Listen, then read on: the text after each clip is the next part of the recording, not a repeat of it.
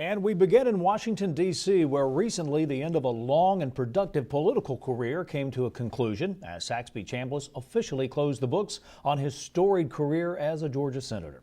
Before packing up his belongings, though, the outgoing senator sat down with the monitor in his Washington, D.C. office to talk about everything from ag to national security.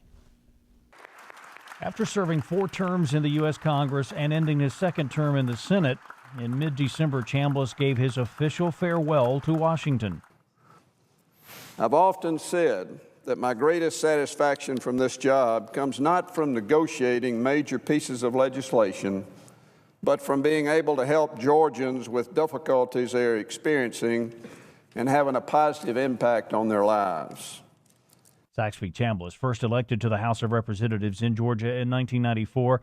He defeated Max Cleland for the U.S. Senate bid in 2002. Just before Chambliss left his D.C. office last month, he told me it was the right time to step away. Well, it's been 20 years, obviously, and 20 great years. I've had 8 great years in the House, 12 great years in the Senate. I've loved every minute of it.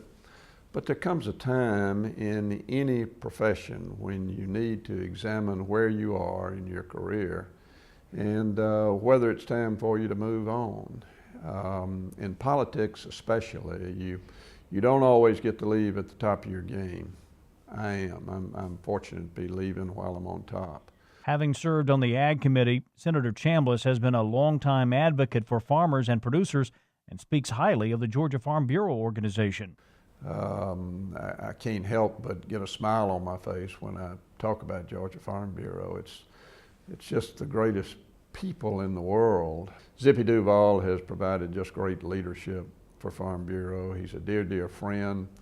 I know his family well. His son was a helicopter pilot, and I got to see him in theater where he had his life in harm's way. And here's this young man from Georgia who is affiliated with Farm Bureau directly, and he's doing his service for the country. And his dad is doing his service for the country by serving as president of a great organization.